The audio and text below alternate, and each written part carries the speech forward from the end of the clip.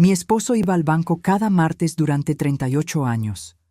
Cuando murió, descubrí el porqué y me quedé paralizada. Lo que encontré en esa caja de seguridad destruyó todo lo que creí sobre nuestro matrimonio.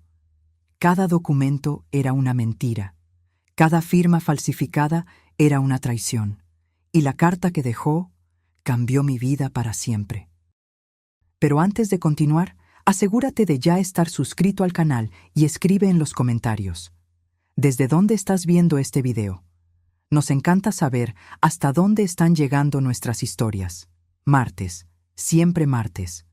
Durante 38 años de matrimonio, mi esposo Javier salía de casa a las 2 de la tarde en punto. Lluvia, sol, frío, calor, no importaba. Tomaba las llaves de su coche, se ajustaba la corbata en el espejo del recibidor, me daba un beso en la frente y siempre decía las mismas palabras. Voy a resolver unas cosas en el banco, mi amor. Regreso pronto.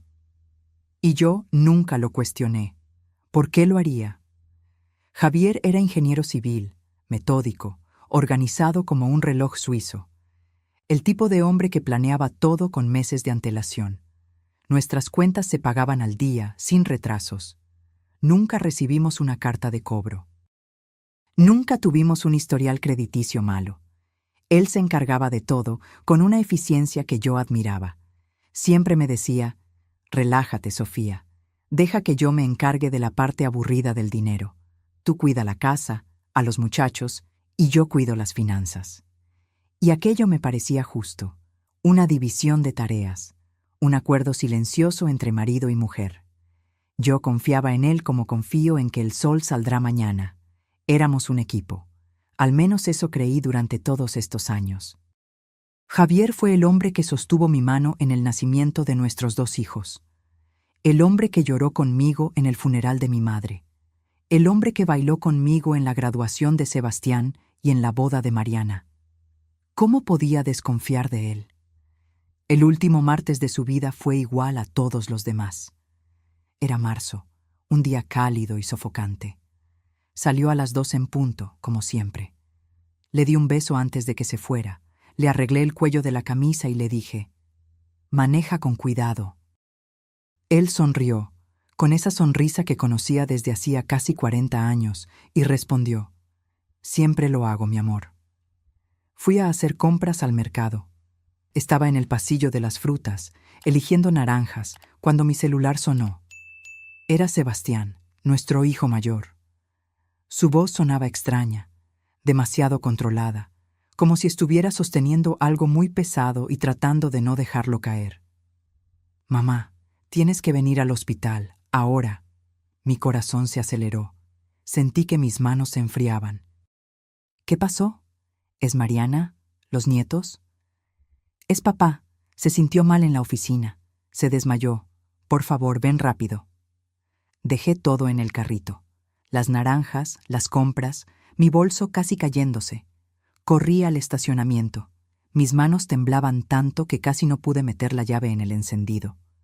El hospital estaba a 15 minutos de casa, en la colonia Roma.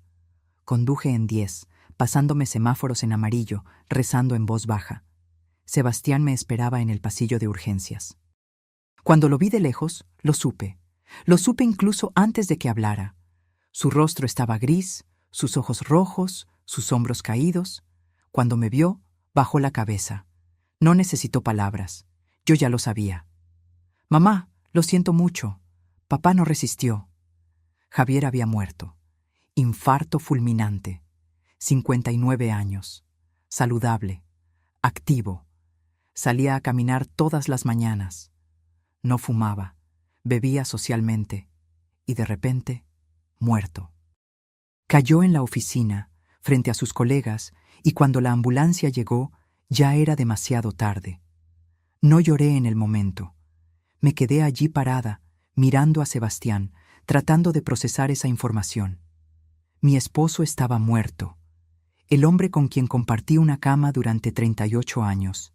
El padre de mis hijos, muerto. Todos encontraron extraño que no llorara. La gente me abrazaba en el hospital, decían que era el shock, que el dolor aún no había llegado, que llegaría después, cuando lo asimilara. Pero no era eso. No era shock. Era otra cosa. Una sensación extraña en el pecho. Como si una puerta se hubiera abierto dentro de mí. Como si pudiera respirar de una manera que no lo había hecho en mucho tiempo. Libertad. Me sentí libre. Y eso me asustó más que su propia muerte. ¿Qué clase de esposa siente alivio cuando su marido muere? ¿Qué clase de persona era yo? El funeral fue un sábado lluvioso en la Ciudad de México. La iglesia de San Hipólito estaba abarrotada. Colegas de trabajo de Javier, amigos de la universidad, vecinos, gente que ni siquiera conocía. Todos hablando de lo trabajador, dedicado, honesto e íntegro que era.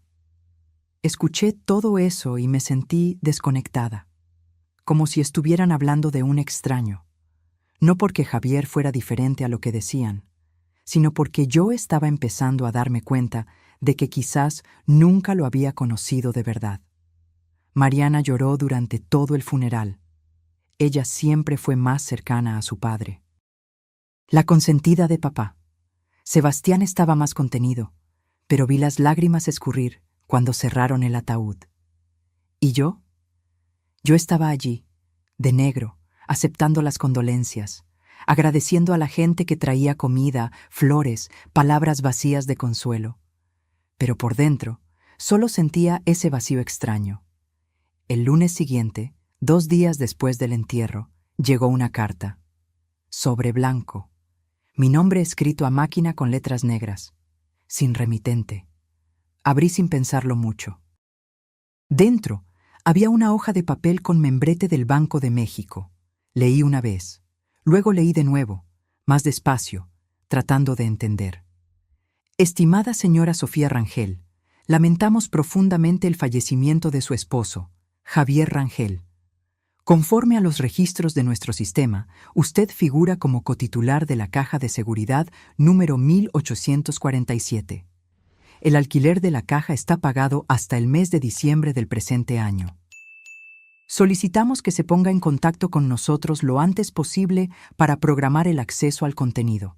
Atentamente, Gerencia del Banco de México. Me quedé mirando ese papel sin entender. ¿Caja de seguridad? ¿Qué caja de seguridad? Javier nunca había mencionado nada sobre una caja. En 38 años de matrimonio, ni una palabra, ni una alusión, nada. Llamé al banco de inmediato, manos temblando, corazón acelerado. La señorita de atención fue educada y profesional. Sí, había una caja a nombre de Javier Rangel y Sofía Rangel. Sí, yo era cotitular. Sí, podía acceder a ella. ¿El miércoles a las 10 de la mañana me vendría bien? ¿Podía ser antes? Miércoles. Dentro de 2 días, 48 horas que parecieron 48 años. Pasé el lunes entero sin dormir, caminando por la casa como un fantasma en la colonia Condesa, abriendo cajones, mirando papeles, buscando cualquier pista, cualquier explicación. Todo parecía normal. Documentos organizados en carpetas con etiquetas, cuentas en orden alfabético, la letra impecable de Javier en cada etiqueta, cada anotación. Recibo de luz, recibo de agua, predial, impuesto sobre la renta. Todo allí, todo en orden. Pero había algo mal. Lo sentía. Como cuando vuelves a casa y sabes que alguien estuvo allí, revolvió tus cosas, pero no puedes probarlo. Esa sensación de invasión, de violación. ¿Pero violación de qué? Aún no lo sabía. El martes por la noche, Sebastián apareció. Parecía exhausto, ojos hundidos, barba sin afeitar, la corbata floja. La muerte de su padre había sido un golpe duro para él, para todos nosotros. Mamá, necesitamos hablar. Esas palabras. Todo el mundo sabe que nada bueno viene después de ellas. Nos sentamos en la cocina. Él puso una carpeta gruesa sobre la mesa, el tipo de carpeta que usan los abogados, marrón con elástico. Estaba organizando los documentos de la oficina de papá. Los papeles de su constructora. Hay algo raro aquí, algo que no cuadra. Mi estómago se revolvió. ¿Qué clase de cosa? Sebastián abrió la carpeta. Dentro había estados de cuenta bancarios, papeles que yo nunca había visto, números que no tenían sentido. Él señaló una línea específica. La cuenta conjunta de ustedes, mamá, la que siempre tuvo su dinero, está prácticamente en ceros. Solo tiene 12,000 pesos. 12,000 pesos. ¿Cómo que en ceros? Sebastián, no es posible. Tiene que haber un error. Siempre tuvimos dinero en esa cuenta. Tu papá recibía su sueldo, yo recibía mi pensión. ¿Cómo puede estar en ceros? No sé, mamá, pero aquí está. Y hay más. La cuenta de ahorro que tenían, la que papá siempre decía que era para emergencias, ya no existe. Fue cerrada hace 6 meses. Sentí que el suelo se abría bajo mis pies. ¿Y el seguro de retiro? ¿Las inversiones que hacía tu papá? Sebastián negó con la cabeza lentamente, como si tuviera miedo de romperme con las palabras. No encontré nada, mamá. Nada. Busqué en todos los documentos de su oficina. Llamé al contador, al gerente del banco. Nada. Es como si no existiera. Pero tiene que existir. Tu papá trabajó toda su vida. Siempre guardamos dinero. Siempre. ¿A dónde fue? No lo sé, pero voy a descubrirlo. Esa noche no pegué ojo. Estuve acostada en el lado vacío de la cama, mirando el techo que conocía de memoria. Cada grieta, cada mancha de humedad. Pensando en los martes, en los 38 años de martes. Voy a resolver unas cosas en el banco. ¿Qué estaba resolviendo? ¿Qué estuvo haciendo todo ese tiempo? Los recuerdos comenzaron a volver. Pequeños detalles a los que nunca había prestado atención. Javier regresando del banco tenso, irritado, distraído. Yo preguntaba, ¿todo bien, mi amor? Y él respondía, todo, solo cansado. ¿Cuántas veces, cuántos martes regresó así? Y yo nunca lo cuestioné, nunca investigué. Porque confiar era más fácil que dudar. El miércoles llegó frío y gris. El tipo de día que parece anunciar problemas. Me vestí con cuidado. Pantalón negro, blusa blanca, saco azul marino. No era ropa, era armadura. Me miré en el espejo. 60 años. Cabello canoso que me empeñaba en teñir de castaño. Arrugas alrededor de los ojos. Marcas de una vida vivida. Pero ¿qué vida había sido esa, después de todo? Sebastián quiso ir al banco conmigo, pero le dije que no. Fuera lo que fuera que me estuviera esperando en esa caja de seguridad, necesitaba verlo primero. Sola. Algunas cosas hay que enfrentarlas sin público. El banco era moderno. Un edificio de cristal ahumado en el centro de la ciudad. Cristal, acero, luces frías que hacían que todo pareciera artificial. La gerente me recibió en la recepción. Una mujer de unos 50 años, cabello recogido en un moño perfecto, traje sastre gris, sonrisa profesional. Señora Rangel, mis más profundas condolencias. Su esposo fue cliente durante muchos años, un hombre admirable. Admirable. Esa palabra de nuevo. Todo el mundo pensaba que Javier era admirable. ¿Sería yo la única que estaba empezando a dudar? Me llevó al sótano. Bajamos en un ascensor silencioso. Cuando las puertas se abrieron, vi una sala larga con paredes cubiertas de pequeñas puertas de metal, cajas de seguridad, cientos de ellas, cada una guardando los secretos de alguien. Número 1847, dijo, deteniéndose frente a una puerta pequeña en medio de la pared. Usó 2 llaves, una suya, una que me entregó, para abrir. Dentro había una caja metálica, alargada, pesada por la forma en que la jaló. La dejaré a gusto, señora Rangel. Hay una salita allí donde puede examinar el contenido con total privacidad, el tiempo que necesite, sin prisas. Salió. Me dejó sola con esa caja. La llevé a la salita. Una mesa blanca, 2 sillas, una lámpara fluorescente zumbando suavemente. Puse la caja sobre la mesa y me quedé mirándola por un largo tiempo. Mi corazón latía tan fuerte que me dolía el pecho. Mis manos estaban sudando. Respiré hondo 3 veces, como aprendí en esas clases de yoga que tomé hace años. Pero no sirvió de nada. El miedo seguía allí, frío en la boca del estómago. Abrí la caja. Dentro había carpetas, muchas de ellas, organizadas con ese esmero típico de Javier. Etiquetas escritas a mano, todo en su lugar, todo en orden, como siempre. La primera carpeta estaba marcada. Inversiones reales. No abrir. No abrir. Él había escrito eso, como si supiera que un día alguien la encontraría, como si hubiera dejado una advertencia. Pero abrí. Claro que abrí. Lo que vi me quitó el aliento. Páginas y más páginas de pérdidas. Acciones que se desplomaron, empresas que quebraron, negocios que nunca funcionaron, inversiones en startups que desaparecieron, aplicaciones en fondos que se hicieron polvo, cientos de miles de pesos perdidos. Pero no eran cuentas que yo conocía. No eran las inversiones que Javier me mostraba. Eran cuentas secretas, solo a su nombre. Cuenta en Bancomer. Pérdida de 85,000 pesos. Cuenta en Citibanamex. Pérdida de 120,000 pesos. Cuenta en una casa de bolsa de la que nunca había oído hablar. Pérdida de 210,000 pesos. Los números bailaban frente a mí. ¿Cuánto dinero era aquello? ¿Cuánto de nuestra vida había sido tirado a la basura? La segunda carpeta era aún peor. Mucho peor. Préstamos. Urgente. Abrí con manos que ya temblaban incontrolablemente. Préstamos. 3 de ellos. Todos usando nuestra casa como garantía. La casa en la que habíamos vivido durante 40 años, en la colonia del Valle. La casa donde crié a mis hijos. La casa donde planté rosales en el jardín, donde pinté cada habitación, donde guardé cada recuerdo. Javier había puesto nuestra casa en riesgo.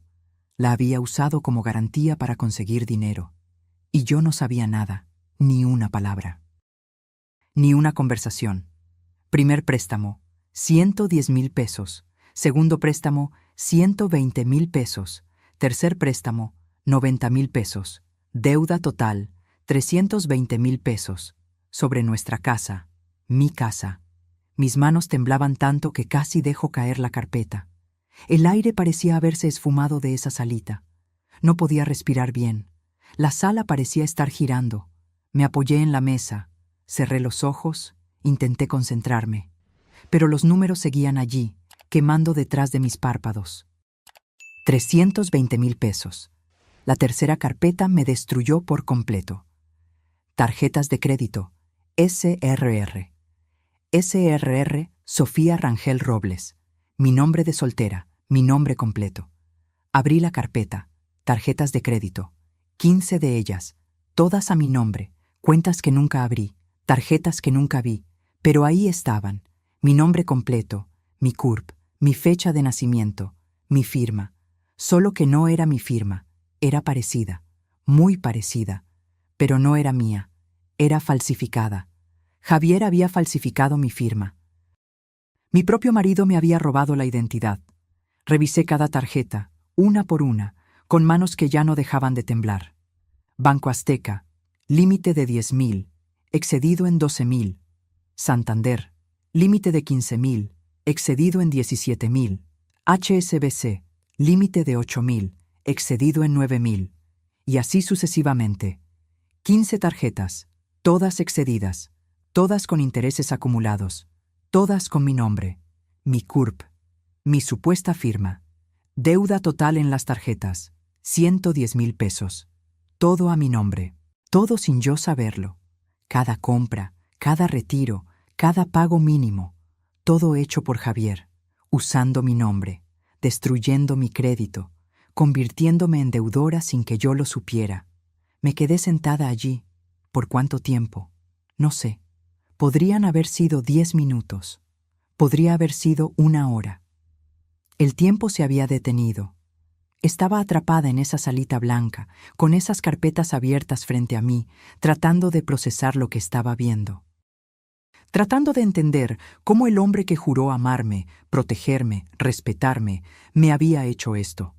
Todas las preguntas que no hice, todos los documentos que no cuestioné, todas las veces que me dijo, deja que yo me encargue, y yo lo dejé.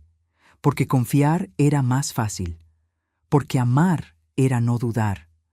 Porque en 38 años de matrimonio construyes una historia y crees en ella, incluso cuando la historia es mentira. En el fondo de la caja había un sobre, papel crema, grueso, de calidad. Mi nombre escrito a mano por Javier en el frente. Esa letra que conocía tan bien. La letra que escribía notas de amor cuando éramos novios. La letra que firmaba las boletas escolares de los muchachos. La letra que escribió Te amo en cientos de tarjetas de cumpleaños, Navidad, día de San Valentín. Abrí el sobre con manos firmes. El dolor, el shock, todo se había disipado. Lo que quedó fue algo más frío, más nítido. Ira, pura y cristalina. Dentro había una carta, varias páginas escritas a mano. Empecé a leer. Sofía, mi amor, si estás leyendo esto, yo ya morí. Y encontraste la caja, encontraste todo, y ahora lo sabes. Lo siento mucho. Sé que estas palabras son vacías. Sé que las disculpas no son suficientes, pero necesito intentar explicar. Necesito que entiendas, aunque no puedas perdonarme. Continúa. Hace 5 años surgió una oportunidad, una constructora nueva, con proyectos grandes, contratos garantizados con el gobierno, en el nuevo aeropuerto. El dueño era un conocido mío de la universidad. Me llamó para invertir. Dijo que era certeza absoluta, ganancia garantizada. Yo podría triplicar nuestro dinero en 2 años. Pensé en ti, en nosotros, en poder darte una vejez tranquila. Viajes, a Cancún, confort, seguridad. Él seguía. Puse todo lo que teníamos, todos los ahorros, el seguro de retiro, las inversiones, todo. Pensé que en 6 meses doblaría el dinero y tú nunca necesitarías saber el riesgo que corrí. Pero la constructora quebró. El tal amigo desapareció y perdí todo. 400,000 pesos, 40 años de trabajo, evaporados. Mis manos apretaron el papel con tanta fuerza que casi lo rasgaron. 400,000 pesos, toda nuestra vida ahorrando, todo el futuro que planeamos, tirado a la basura en una apuesta, una maldita apuesta. La carta continuaba. Entré en pánico. No podía contártelo, no podía ver la decepción en tus ojos. Entonces intenté arreglarlo. Hice el primer préstamo, 10,000 pesos. Pensé que lograría invertir en algo más pequeño, más seguro, y recuperar al menos parte del dinero. Lo perdí todo de nuevo. Hice el segundo préstamo, luego el tercero, siempre pensando que a la próxima acertaría, que a la próxima lo recuperaría todo. Explicó las tarjetas. Las tarjetas a tu nombre. Sofía, sé que esto es imperdonable, pero los bancos ya no me daban crédito. Mi historial estaba sucio. Entonces usé el tuyo. Pensé que sería temporal. Que lo pagaría todo antes de que lo descubrieras. Pero la deuda solo crecía. Los intereses, los pagos mensuales, todo fuera de control. Los martes. Las idas al banco cada martes eran para intentar negociar, reestructurar deudas, conseguir más plazo, más tiempo, siempre más tiempo. Los gerentes ya me conocían, ya sabían que estaba hundido, pero yo seguía intentando, seguía creyendo que encontraría una manera, que te protegería de esto. La confesión final. Cuando leas esto, probablemente estaremos en la ruina. La casa irá a remate en unos meses. El banco ya inició el proceso. Tu crédito está destruido. Tu historial está sucio. Todo por mi culpa. Sé que me odiarás. Y tienes todo el derecho. Quería protegerte de mis errores, pero todo lo que conseguí fue hacer que pagaras por ellos. Terminaba. No pido perdón porque sé que no lo merezco. Solo quiero que sepas que cada decisión equivocada que tomé fue intentando arreglar la anterior. Fue una avalancha, y no pude detenerla. Te amé todos los días de estos 38 años. Esa parte siempre fue verdad. siempre. Pero mi amor no fue suficiente para protegerte de mí mismo. Disculpa por todo. Por favor, cuida de los muchachos. Diles que su padre fue débil, cobarde, pero que los amaba. Javier. Doblé la carta lentamente, muy lentamente. La volví a poner en el sobre. Guardé todo en la caja con cuidado, cada carpeta en su lugar, cada documento organizado. Me levanté. Mis piernas estaban temblorosas, pero no iba a caer. No allí, no ahora. Salí de esa sala con la cabeza en alto. La gerente me esperaba afuera, con el rostro preocupado. ¿Se encuentra bien, señora Rangel? La miré a los ojos. No, pero lo estaré. Necesito copias de todo lo que está en esa caja. Cada documento, cada papel. Y necesito el nombre de un buen abogado, el mejor que conozca. Sus ojos se abrieron. Ella entendió. Claro que entendió. Probablemente ya había visto casos así antes. Secretos guardados en cajas fuertes. Vidas destruidas en cajas de metal. Yo misma hago las copias, señora Rangel. Y conozco a una abogada excelente, licenciada Mónica Torres, especialista en derecho familiar y fraudes financieros. Puedo llamarla ahora, si usted quiere. Quiero, por favor. Mientras ella hacía las copias, me senté en la recepción del banco. Gente entrando y saliendo. La vida normal ocurriendo alrededor. Pero mi vida acababa de explotar. Todo lo que creía saber era mentira. Todo lo que planeé era ilusión. Y el hombre que amé durante 38 años era un extraño. Cuando llegué a casa, ya eran más de las 2 de la tarde. El coche de Sebastián estaba en la cochera. Debía haber estado esperando durante horas. Entré por la puerta principal y lo encontré en la sala, caminando de un lado a otro con el celular en la mano. Cuando me vio, corrió hacia mí. «¿Mamá?» Estaba preocupado. No contestabas el teléfono. Pensé que... Todo está bien, hijo. O mejor dicho, no lo está, pero voy a sobrevivir. Notó la carpeta gruesa que yo cargaba, las copias que el banco había hecho. ¿Qué es eso? Siéntate. Necesito mostrarte algo. Y tienes que llamar a Mariana. Ella necesita saberlo también. Sebastián llamó a su hermana. Ella llegó en media hora, los ojos aún hinchados de tanto llorar. Desde el funeral, Mariana no dejaba de llorar. La muerte de su padre había roto algo en ella, y lo que estaba a punto de contar iba a romperlo aún más. Nos sentamos los tres en la mesa de la cocina, la misma mesa donde tuvimos tantas comidas familiares, cumpleaños, navidades, domingos comunes. Ahora iba a ser el lugar donde yo destruiría la imagen que mis hijos tenían de su padre. Abrí la carpeta, saqué los documentos, uno por uno. Los puse en la mesa con cuidado. Esto es lo que encontré en la caja de seguridad que su padre mantuvo en secreto durante años. Quizás décadas. No sé con certeza. Sebastián tomó el primer documento. Las inversiones perdidas. Vi cómo su rostro cambiaba de color mientras leía. Mariana miraba por encima de su hombro, sin entender al principio. Luego entendiendo. Luego poniéndose pálida. ¿400,000 pesos? Susurró Sebastián. ¿Papá perdió 400,000 pesos? No. Él tiró a la basura 400,000 pesos. En inversiones arriesgadas, sin consultarme, sin decirme, todo a escondidas. Le mostré los préstamos. Usó nuestra casa como garantía. 3 veces, 320,000 pesos de deuda. La casa donde crecieron, donde está cada recuerdo nuestro, la puso en riesgo. Mariana comenzó a llorar. No, papá no haría eso.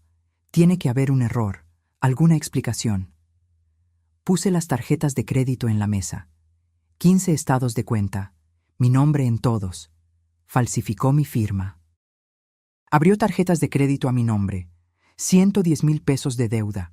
Todo a mi nombre. Mi CURP. Mi crédito destruido. Sebastián se puso blanco, completamente blanco. Esto es un delito. Esto es robo de identidad. Lo sé. ¿Pero por qué? ¿Por qué haría esto papá? Le entregué la carta. Lee, él lo explicó todo, o intentó explicarlo. Sebastián leyó en voz alta. Cada palabra era una puñalada. Mariana lloraba más fuerte con cada frase. Cuando terminó, se hizo un silencio pesado. El tipo de silencio que viene después de una explosión. «Mamá», dijo Sebastián finalmente, con la voz embargada, «esto es muy malo, muy, muy malo. La casa, tus ahorros, tu crédito, todo fue destruido». «Lo sé». «¿Cómo es que estás tan tranquila?» Lo miré. A los dos, mis hijos, que aún eran inocentes en la mañana, que se despertaron pensando que su padre era un héroe, y ahora sabían la verdad. Porque la rabia no va a resolver nada ahora. Necesito un plan, necesito estrategia, necesito luchar. Y ustedes dos van a ayudarme. Mariana negó con la cabeza, aún llorando. No puedo creerlo, no puedo. Papá, él siempre fue ¿Tan qué? ¿Tan confiable? ¿Tan honesto? Pues sí, hija. Yo también lo creía. Pero la verdad es esta. Y cuanto antes la aceptemos, antes podremos empezar a arreglarlo. Esa noche no pude dormir de nuevo. Estaba exhausta, pero mi mente no paraba. Repasaba los últimos años, buscando señales que me perdí, pistas que ignoré, y encontré varias. Javier enojándose cuando preguntaba por dinero. «Déjalo, Sofía. Yo sé lo que estoy haciendo». Javier cambiando de tema cuando yo hablaba de la jubilación. «Hablamos de eso después». Javier saliendo nervioso los martes, regresando tenso, bebiendo más de lo normal. Las señales estaban allí. Yo fui quien eligió no verlas. O él era demasiado bueno escondiéndolas. Probablemente ambas cosas. A la mañana siguiente, Mariana apareció temprano, sin avisar. Tocó a la puerta a las 7 de la mañana. Cuando abrí, entró como un huracán. «Mamá, no podemos hacer esto». ¿Hacer qué? Destruir la memoria de papá, demandar a los bancos, decir que cometió delitos. No podemos. Respiré hondo. «Mariana, no voy a quedarme con casi $500,000 de deuda para proteger la memoria de un hombre que me mintió durante años. Pero era nuestro padre, te amaba. Y también me robó. Las dos cosas pueden ser ciertas». Comenzó a llorar de nuevo. «La gente hablará. Nos juzgarán. Dirán cosas horribles sobre él, sobre nosotros. Y lo harán. Pero prefiero que digan la verdad a vivir en una mentira». Salió dando un portazo. Sebastián llamó una hora después, diciendo que su hermana estaba inconsolable, que yo necesitaba tener paciencia con ella, que lo entendería. Pero yo no estaba tan segura. La abogada, licenciada Mónica Torres, me recibió un lunes. Oficina en el centro, moderna, ventanas grandes con vista a toda la ciudad. Era una mujer de unos 40 años, cabello corto, traje sastre negro, mirada directa y firme. El tipo de mujer que no acepta tonterías. Le conté todo. No omití ningún detalle. Las inversiones, los préstamos, las tarjetas, las firmas falsas, la carta confesándolo todo. Ella escuchaba sin interrumpir, tomando notas en una tableta. Cuando terminé, se recostó en la silla y me miró por un largo momento. «Señora Rangel, seré completamente directa con usted. Este es uno de los peores casos de abuso financiero conyugal que he visto en mi carrera. Y he visto muchos. Muchos». La palabra quedó suspendida en el aire entre nosotras. Abuso. Su marido destruyó sistemáticamente su seguridad financiera a lo largo de años. Esto no es mala gestión de dinero. Esto no es un error de juicio. Es fraude deliberado. Es robo de identidad. Es un delito previsto en el Código Penal. Pero él murió. ¿Qué podemos hacer? Podemos probar que usted no fue cómplice. Podemos impugnar cada una de esas deudas. Posiblemente podemos salvar su casa probando que los préstamos fueron fraudulentos. Podemos limpiar su nombre en las agencias de crédito. Pero, señora Rangel, hizo una pausa. Será una guerra. Tardará al menos 6 meses. Probablemente más de 1 año, y costará dinero que imagino que usted no tiene en este momento. ¿Cuánto? Mis honorarios serían 30,000 pesos, más gastos procesales, peritajes, documentación. En total, unos 45,000. Pensé en los 12,000 pesos en la cuenta, en los ahorros en ceros, en la pila de deudas. No tengo ese dinero. Me lo imaginé. Puedo hacer lo siguiente. Le cobro 5,000 ahora para iniciar los procesos. El resto lo fraccionamos según usted pueda. No es lo ideal, pero se puede hacer. Porque este caso usted tiene que ganarlo, y yo me aseguraré de que lo gane. Esa noche llamé a Sebastián. Le conté sobre la reunión con la abogada, sobre los costos, sobre todo. Se quedó en silencio por un momento. Mamá, tengo unos 15,000 pesos ahorrados. Es para la remodelación de la casa, pero eso puede esperar. Te los daré. Sebastián, no, ese dinero es tuyo. No discutas. Eres mi madre. Papá te hizo esto a ti, a nosotros. Yo voy a ayudar. Punto final. Lloré por teléfono. Por primera vez desde que Javier murió, lloré de verdad, no de dolor, de gratitud. Mariana, por otro lado, todavía no me hablaba. Me envió un correo electrónico corto y frío. Mamá, necesito espacio. No puedo lidiar con la forma en que estás destruyendo la memoria de papá. Lo siento. Sebastián dijo que eventualmente lo entendería, que solo necesitaba tiempo. Pero yo había visto este patrón antes, en otras familias, en otros casos. La persona que se niega a creer la verdad, la que prefiere la mentira cómoda a la verdad dolorosa. Las semanas siguientes fueron un huracán de papeleo. La licenciada Mónica era eficiente como una máquina. Registró impugnaciones en todas las agencias de protección al crédito, buró de crédito, círculo de crédito. Contactó a cada administradora de tarjeta de crédito con documentación probando que las firmas eran falsas. Reunió pruebas. Montó un caso sólido. Contratamos a un perito en caligrafía, un señor de unos 70 años, retirado de la Fiscalía General de la República. Analizó cada firma de las tarjetas. Comparó con documentos míos verdaderos, pasaporte, credencial de elector, declaraciones de impuestos antiguas. Él confirmó lo que yo ya sabía. Señora Rangel, estas firmas no fueron hechas por usted. Son buenas imitaciones, muy buenas, pero no son suyas. Hay pequeñas diferencias en la presión del bolígrafo, en la inclinación de las letras, en la velocidad del trazo. Quien hizo esto la conocía bien, practicó bastante, pero no fue usted. Cada palabra suya era una confirmación. Y cada confirmación era una puñalada. Javier había practicado mi firma, se había dedicado a aprender cómo yo escribía, para poder robarme mejor. Sebastián se convirtió en mi mano derecha. Organizó todos los archivos de Javier. Hizo hojas de cálculo detalladas de cada inversión perdida, de cada préstamo, de cada tarjeta. Creó una línea de tiempo mostrando cuándo se cometió cada fraude. Asistió a reuniones. Habló con gerentes de banco. Investigó como perro rastreando hueso. Una noche, estábamos sentados en la mesa de la cocina, rodeados de papeles, cuando él me miró con una expresión extraña.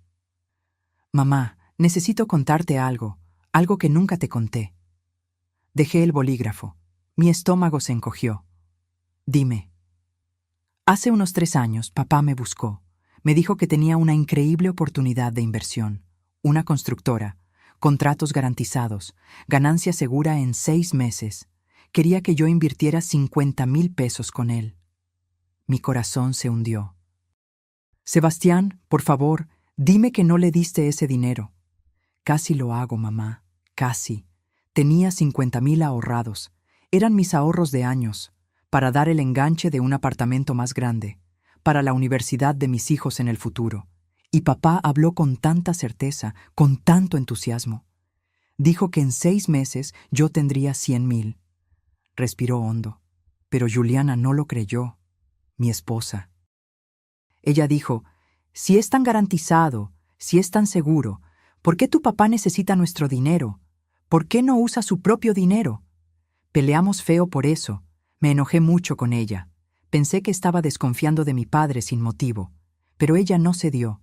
Dijo, o eliges invertir con tu papá, o sigues casado conmigo, pero las dos cosas no se pueden.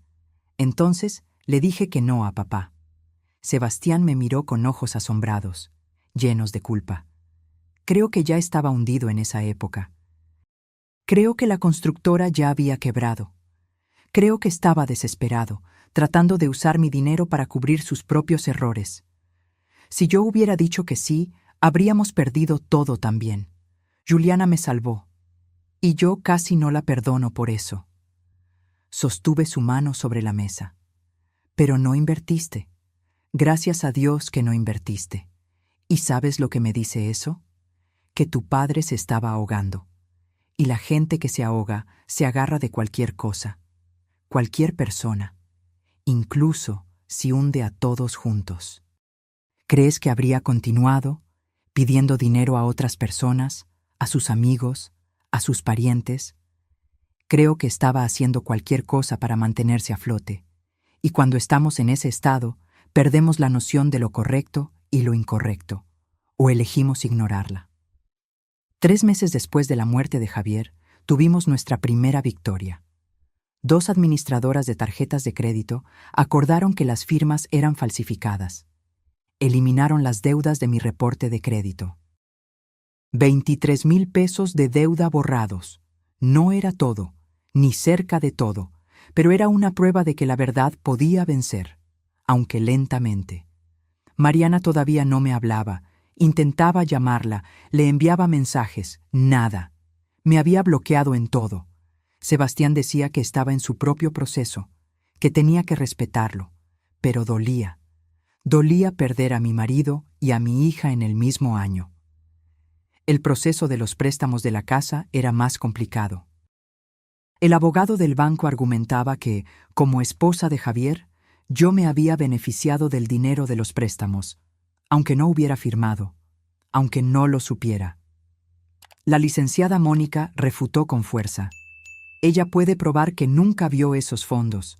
Fueron depositados en cuentas exclusivamente a nombre de él, gastados en inversiones que fracasaron antes de que ella supiera que existían. Ella fue víctima, no cómplice. Tendremos que ir a juicio, me dijo en una de nuestras reuniones. Un juez tendrá que decidir si usted es responsable por deudas contraídas a través de fraude, incluso estando casada con quien cometió el fraude. ¿Vamos a ganar? Ella dudó.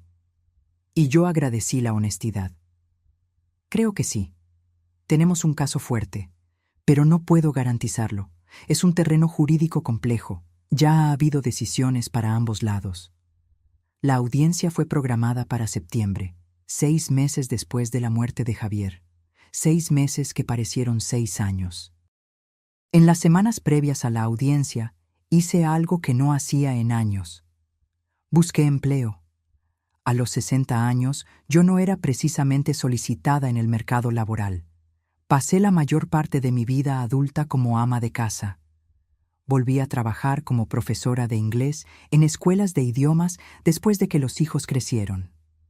Me jubilé hace 2 años, soñando con viajar, conocer el mundo, disfrutar de los nietos, disfrutar de la vida que había construido.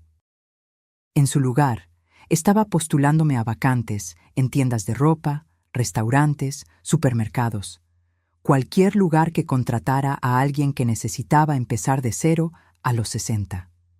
Una escuela de idiomas me llamó para una entrevista. Instituto Windsor, en la Colonia Juárez. La dueña era una mujer de unos 70 años, cabello completamente blanco que no intentaba esconder, gafas de colores rojo vivo, sonrisa amable que alcanzaba los ojos. Entonces, Sofía, dijo, mirando mi currículum escaso. Profesora de inglés durante 15 años, jubilada hace 2 años, casada por casi 40 años. ¿Por qué quiere volver a trabajar ahora?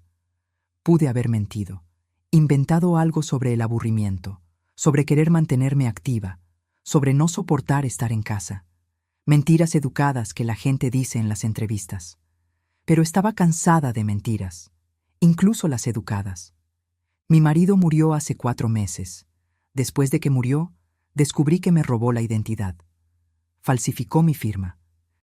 Abrió tarjetas de crédito a mi nombre. Destruyó nuestras finanzas. Necesito un empleo porque estoy luchando para no perder mi casa. Doña Irma, ese era su nombre, puso el currículum en la mesa lentamente. Me miró por un largo tiempo. Una mirada que no era de lástima. Era de reconocimiento, de alguien que ya había visto este tipo de cosas antes. Luego sonrió. No una sonrisa educada, una sonrisa real. ¿Cuándo puede empezar? Comencé a trabajar a la semana siguiente, 3 días a la semana. Lunes, miércoles y viernes, de las 2 a las 6 de la tarde. El sueldo no era alto, 18,000 pesos al mes. Pero era algo. Más importante, me daba un lugar a donde ir. Un propósito más allá de solo sobrevivir cada día. Me gustaba enseñar, siempre me gustó. Me gustaba ver el momento en que algo hacía clic en la cabeza del alumno. Cuando finalmente entendían la diferencia entre present perfect y simple past. Cuando lograban formar una frase completa. Cuando comenzaban a pensar en inglés, no traduciendo palabra por palabra. Doña Irma y yo nos hicimos amigas rápidamente. Ella también tenía una historia. Todo el mundo la tiene. Una tarde, mientras organizábamos libros en la sala de profesores, me contó. Estuve casada durante 12 años, dijo. Terminé el matrimonio hace 30 años, la mejor decisión de mi vida. ¿Por qué? Él no era deshonesto con el dinero, al menos no que yo sepa, pero era deshonesto con todo lo demás. Otras mujeres, otras vidas, otras versiones de sí mismo. Cada día era una persona diferente, dependiendo de quién estuviera mirando. Ella arregló una pila de gramáticas. Cuando finalmente me fui, ¿sabes lo que la gente me dijo? Que estaba exagerando, que todos los matrimonios tienen problemas, que debería esforzarme más, ir a terapia de pareja, ser más comprensiva, más paciente, más tolerante. Me miró. ¿Pero sabes lo que aprendí? La gente que te dice que te esfuerces más, generalmente, es la que nunca tuvo que esforzarse de verdad, que nunca tuvo que elegir entre mantener viva la mentira o salvar su propia vida. Sus palabras se quedaron conmigo, porque era exactamente eso lo que yo estaba haciendo, salvando mi propia vida. Aunque costara la memoria de Javier, aunque costara mi relación con Mariana, aunque costara todo. La audiencia en el tribunal fue un jueves, septiembre, frío. Lluvia amenazando todo el día pero sin caer de verdad. Sebastián fue conmigo. Vestimos ropa formal, él de traje, yo de conjunto azul marino, como si fuéramos a una boda, no a una guerra. Mariana no respondió mi invitación, ni por mensaje, ni por correo electrónico. Silencio total. La noche anterior, envió un mensaje corto a través de Sebastián. No puedo ver que le hagas esto al nombre de papá, lo siento. Le respondí a través de Sebastián también. Lo entiendo, te amo de todos modos. El tribunal era más pequeño de lo que imaginaba. No como en las películas. No tenía esa grandiosidad. Era una sala común, sillas de plástico, mesa de madera, bandera de México en una esquina, aire acondicionado ruidoso. El juez era un hombre de unos 60 años, cabello canoso, gafas de montura gruesa, expresión seria, pero no hostil. Se llamaba licenciado Carlos Eduardo Alarcón. La licenciada Mónica había investigado sobre él. Dijo que era justo, riguroso con las pruebas, pero justo. El abogado del banco habló primero. Un hombre joven, de unos 30 y tantos, traje caro, confianza de quien aún no ha perdido nada importante en la vida. Argumentó que yo era esposa de Javier, que vivía en la casa financiada por los préstamos, que me beneficié del matrimonio, que por lo tanto era responsable de las deudas, incluso sin haber firmado, incluso sin saberlo. Señoría, dijo con voz firme, la institución financiera actuó de buena fe. Concedió los préstamos siguiendo todos los protocolos, verificó la documentación, registró las garantías.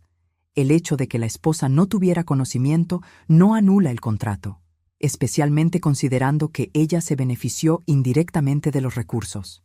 La licenciada Mónica se levantó cuando fue su turno. Era más pequeña que el abogado del banco, pero cuando habló, llenó la sala. Señoría, con todo respeto, mi clienta no se benefició de nada. Los montos de los préstamos fueron depositados en cuentas exclusivas del difunto esposo. Cuentas que ella desconocía. Fueron gastados en inversiones que fracasaron. Inversiones que ella nunca autorizó, nunca supo, nunca participó. Mostró las firmas falsificadas. Aquí está el dictamen del perito de la Fiscalía, retirado con 30 años de servicio, confirmando categóricamente: estas no son firmas de Sofía Rangel, son falsificaciones. Buenas falsificaciones, pero falsificaciones. Mi clienta fue víctima de un delito, robo de identidad cometido por su propio marido. Mostró la carta de Javier. Y aquí está la confesión del propio autor del fraude, admitiéndolo todo. Cada deuda, cada falsificación, cada mentira. Esto no es negligencia conyugal, señoría. Es un delito. El juez pidió un receso. Salimos al pasillo. Sebastián caminaba de un lado a otro. La licenciada Mónica revisaba mensajes en su celular. Yo sentada en un banco de madera duro, completamente inmóvil. Manos cruzadas en el regazo. Estuviste genial ahí adentro, mamá, dijo Sebastián. Aún no había sido mi turno de hablar, pero él estaba nervioso. Necesitaba decir algo. Asentí con la cabeza. Pero no estaba pensando en el proceso. Estaba pensando en Mariana, en la hija que no podía aceptar lo que su padre había hecho, que necesitaba la mentira, que elegía la ilusión sobre la verdad, y preguntándome si algún día podría perdonarme por decir la verdad. Después de 1 hora y 15 minutos, nos llamaron de vuelta. La licenciada Mónica me llamó a declarar. Me senté en la silla de testigo. Puse la mano izquierda sobre la Constitución. Juré decir la verdad, solo la verdad. Señora Rangel, comenzó la licenciada Mónica, ¿cuándo supo por primera vez sobre estos préstamos? Cuando abrí la caja de seguridad que mi marido mantuvo en secreto, 4 días después de que muriera, después de 38 años de matrimonio. ¿Su marido alguna vez mencionó hacer préstamos usando la casa de ustedes como garantía? Nunca. ¿Usted recibió algún dinero de estos préstamos? No, ni un centavo. Fue todo a cuentas que yo ni siquiera sabía que existían. ¿Usted firmó los documentos de los préstamos? No, no firmé. El abogado del banco se levantó para el interrogatorio. Tenía esa agresividad pulida de abogado corporativo, joven, ambicioso, sin empatía.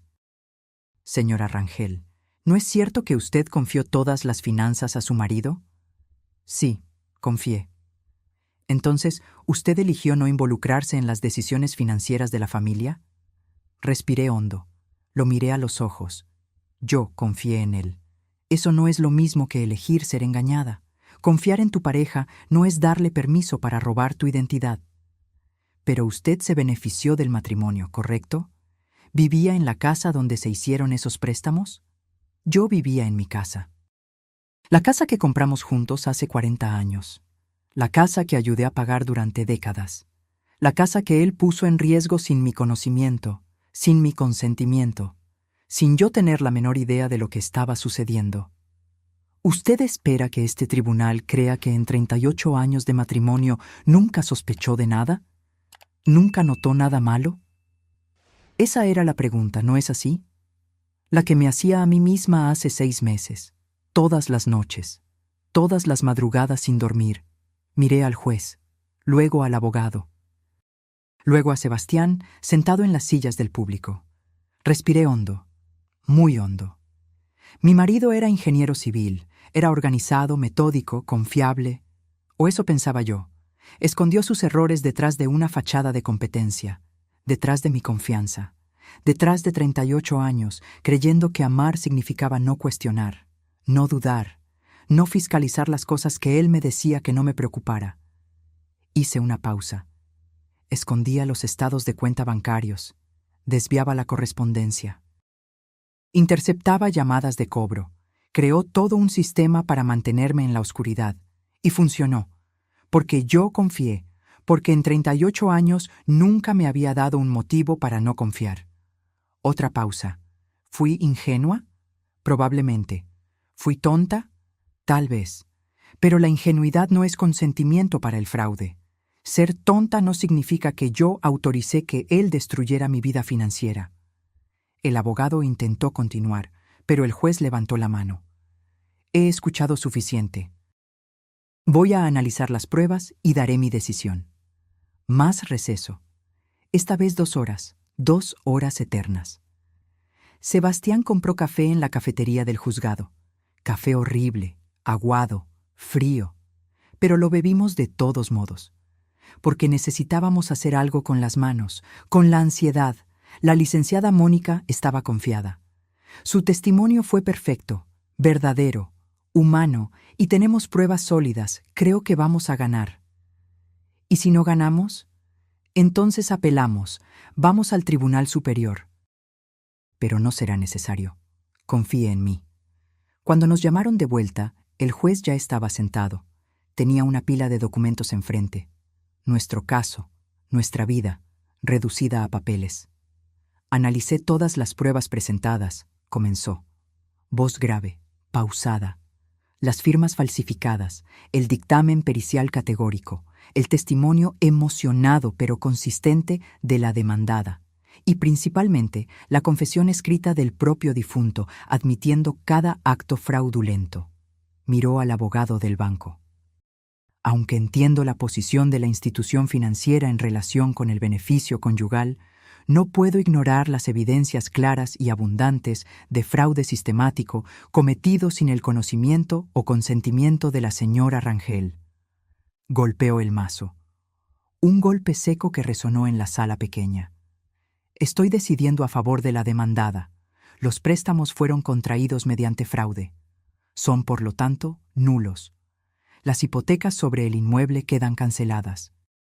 La casa permanece a nombre exclusivo de Sofía Rangel, libre de gravámenes. Sebastián apretó mi mano con tanta fuerza que dolió. La licenciada Mónica sonrió. Una sonrisa pequeña, profesional, pero genuina. Y yo sentí que algo que había estado apretado en mi pecho durante meses finalmente se soltaba. Habíamos ganado. La casa estaba a salvo. Pero cuando salimos de ese tribunal a la calle fría de septiembre, no me sentí triunfante. Me sentí cansada, vieja, extrañamente vacía. Porque, ¿qué había ganado realmente? Mi casa, sí. Mi nombre limpio, sí. Pero también había perdido un matrimonio que creí entender. Una pareja que creí conocer. Y posiblemente una hija que tal vez nunca me perdonaría por decir la verdad en voz alta. Esa noche, mi celular sonó. Número desconocido. Casi no contesté, pero algo me hizo contestar. Mamá. Era Mariana, la voz embargada, como si hubiera llorado durante horas. Hola, hija. Necesito contarte algo. ¿Puedo ir para allá? Claro. Cuando quieras. Llegó en media hora. Ojos rojos, hinchados, maquillaje corrido, cabello despeinado. Traía una carpeta en la mano. Entró sin decir nada. Se sentó en la mesa de la cocina. Puso la carpeta sobre la mesa. Después de la audiencia de hoy, fui al banco. Pedí ver todos los registros de papá, esos que le mostraste a la abogada, esos del proceso. Quería probar que estabas equivocada, que había algún error, alguna explicación diferente. Respiró hondo, la voz temblorosa. Pero no estabas equivocada, estaba todo allí, todo lo que dijiste, cada documento, cada falsificación, cada mentira, y había más, mamá, mucho más. Mi estómago se encogió. ¿Más? Tenía tarjetas de crédito a mi nombre también. Abrió la carpeta, sacó estados de cuenta, 5 tarjetas diferentes. Yo nunca abrí esas tarjetas, nunca las vi, nunca lo supe, pero están aquí, a mi nombre, mi CURP, mi firma, solo que no es mi firma. ¿Cuánto? 28,000 pesos. Mi crédito está destruido. Fui a comprar un refrigerador a meses sin intereses la semana pasada. Me lo negaron. Dijeron que mi historial estaba sucio y yo ni siquiera lo sabía. Ah, Javier. Incluso muerto, sus secretos seguían apareciendo, como bombas enterradas esperando explotar. Mariana, lo siento mucho. Tanto. Yo soy la que debió haberte creído. Debí haberte escuchado. Pero no podía imaginar a papá haciendo esto. Era mi papá, ¿sabes? Me enseñó a andar en bicicleta. Me ayudó con la tarea de matemáticas. Me llevó al altar en mi boda. Lloró cuando nacieron mis hijos. ¿Cómo esa persona podía ser también esta otra persona que robó mi identidad? Sostuve sus manos sobre la mesa. Las dos personas eran reales, el buen padre y el hombre que tomó decisiones terribles. Las personas no son solo una cosa, son complejas, contradictorias. Pueden amarte de verdad y aún así lastimarte profundamente.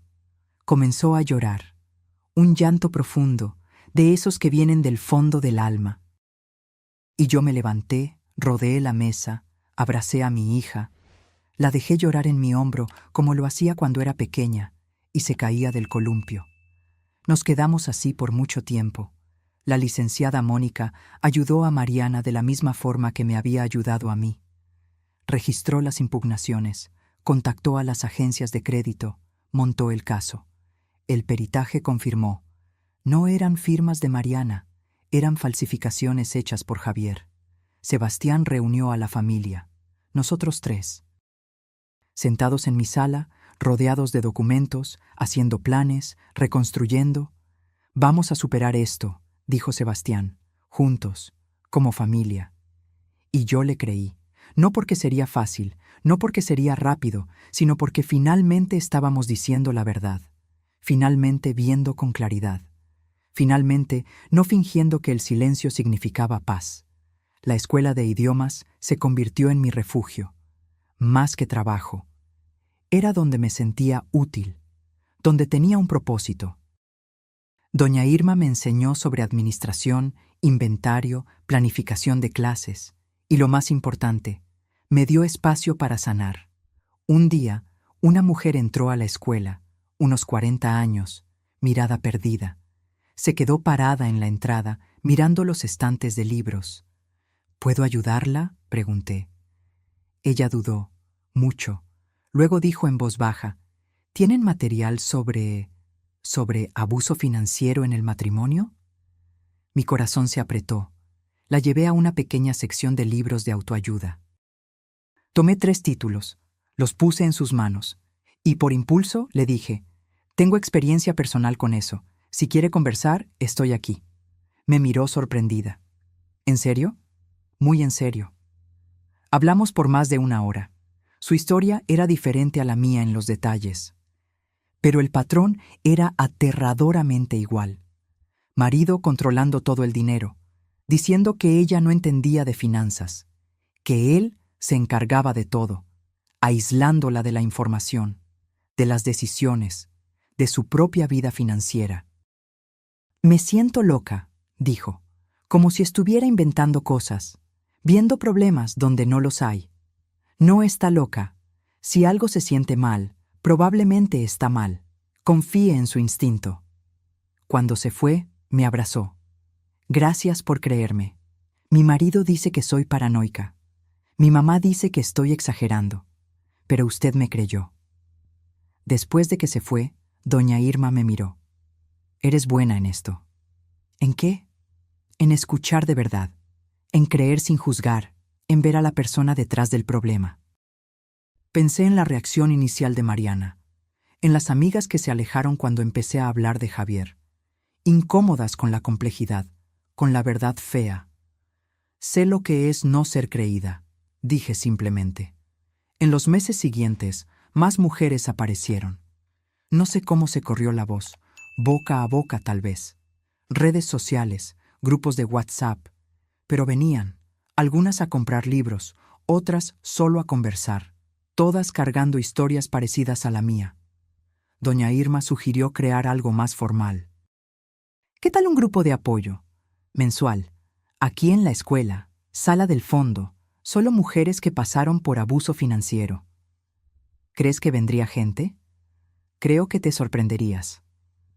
Pusimos un anuncio pequeño en el periódico local.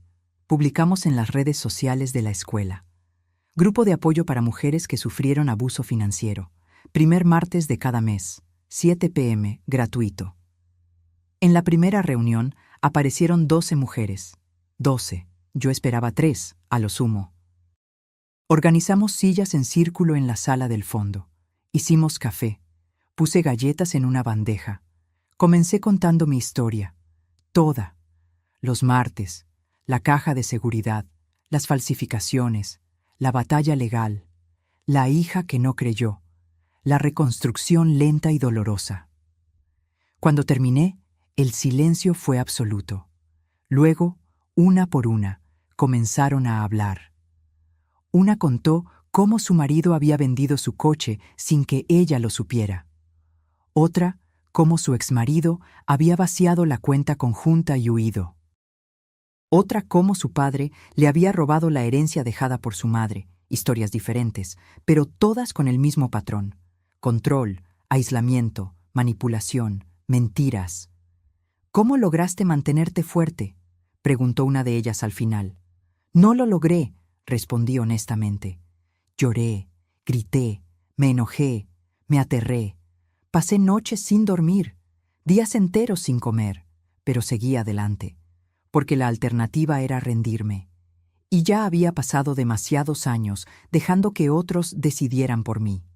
El grupo creció rápidamente. Segunda reunión, 17 mujeres. Tercera, 22. Cuarta, tuvimos que alquilar una sala más grande en un centro comunitario porque ya no cabían en la escuela. Compartíamos recursos, nombres de abogados que cobraban un precio justo, consejos para reconstruir el crédito, estrategias para lidiar con la familia que no entendía, sitios web útiles, aplicaciones de control financiero, conocimiento que podría haberme salvado años de sufrimiento. Una noche, después de una reunión particularmente intensa, doña Irma y yo nos quedamos solas organizando las sillas. «¿Sabes lo que estás haciendo aquí, verdad?», me dijo. «¿Dirigiendo un grupo de apoyo? Construyendo un legado. Javier intentó destruirte, dejarte sin nada, sin dinero, sin crédito, sin futuro. Pero tomaste aquello que te lastimó y lo estás usando para ayudar a otras mujeres. Estás transformando veneno en medicina, dolor en propósito». Arregló la última silla. «Esto no es solo supervivencia, Sofía, es transformación, es una revolución silenciosa». Pensé en esa palabra, transformación. Gasté tanta energía tratando de volver a ser quien era antes, tratando de recuperar la vida que Javier me había robado. Pero tal vez ese no era el punto. Tal vez el objetivo era convertirme en alguien nueva, alguien forjada en el fuego de la traición, de la pérdida, del trabajo duro de reconstruir. Un año después de la muerte de Javier, hicimos la reunión de aniversario del grupo. 28 mujeres en círculo. A algunas las conocía íntimamente, otras eran relativamente nuevas. Todas conectadas por el hilo invisible de haber confiado en alguien que rompió esa confianza. Cuando mi marido murió, comencé, pensé que mi vida había terminado. En cierto modo, terminó. La vida que creí tener, el matrimonio en el que creía, el futuro que planeé con tanto cuidado. Todo murió con él. Miré alrededor del círculo, rostros atentos, algunas llorando silenciosamente, otras asintiendo en reconocimiento. Pero algo más nació, no inmediatamente, no fácilmente, sino gradualmente. Una nueva versión de mí, más fuerte, más sabia, más cautelosa, pero también más compasiva, porque ahora sé lo que es ser engañada por alguien que amas. Sé lo que es descubrir que tu vida entera se basaba en mentiras. Continué. Lo que Javier hizo fue incorrecto, legal, moral, éticamente incorrecto. No voy a fingir lo contrario, no voy a suavizarlo, no voy a disculparlo, pero lo que hice después fue mi elección. Pude haberme quedado atrapada en la rabia, en la victimización, en el odio, en su lugar, Elegí seguir adelante, reconstruir y ayudar a otras mujeres a hacer lo mismo. Después de la reunión, una joven se acercó. No debía tener más de 35 años, ojos rojos de tanto llorar. Mi marido se encarga de todo nuestro dinero, dijo. Dice que no soy buena con los números, que no entiendo, que debo dejar que él se encargue, pero algo se siente mal. No sé explicarlo, solo sé que está mal. Sostuve sus manos. Confía en ese presentimiento. Haz preguntas, pide ver las cuentas, los estados de cuenta, las inversiones. No dejes que nadie, ni siquiera alguien que amas profundamente, te mantenga en la oscuridad sobre tu propia vida financiera. ¿Y si estoy equivocada? ¿Y si estoy siendo paranoica? Se va a poner furioso. Entonces te verás tonta por 5 minutos. Pides disculpas y sigues adelante, segura de que te estabas protegiendo. Pero si tienes razón y no investigas... Apreté sus manos. Puedes perderlo todo, todo. Ella volvió al mes siguiente, con documentos. Su marido estaba desviando dinero de la cuenta conjunta, invirtiendo en criptomonedas sin decírselo a ella. Había perdido 87,000 pesos. Ella había solicitado el divorcio. Estoy aterrada, me dijo, manos temblando. No sé cómo voy a sobrevivir. Pero también me siento libre por primera vez en años. Yo sabía exactamente lo que quería decir. Los meses pasaron. El crédito de Mariana se regularizó, al igual que el mío. Sebastián invirtió sus ahorros en un fondo para la universidad de sus hijos. Bloqueado, protegido, donde nadie más podía tocarlo. Y yo continué, trabajando en la escuela 3 días a la semana, coordinando el grupo de apoyo que había crecido tanto que se convirtió en una pequeña ONG, siguiendo adelante, día tras día, paso tras paso. En lo que habría sido mi 39º aniversario de boda, fui al banco. No al Banamex donde estaba la maldita caja de seguridad, un banco diferente, al otro lado de la ciudad, en Coyoacán, donde Javier nunca entró, donde nadie conocía mi historia. Abrí una cuenta nueva, solo a mi nombre, y deposité mi sueldo de la escuela, 18,000 pesos, modesto, pero mío, ganado con mi trabajo, mi sudor, mi reconstrucción.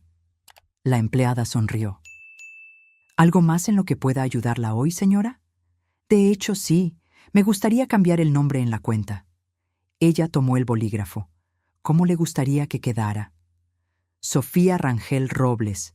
Mi nombre de soltera, quiero volver a ser quien era, antes del matrimonio, antes de Javier, antes de los 38 años de confianza que se hicieron cenizas. Ella tecleó en el sistema.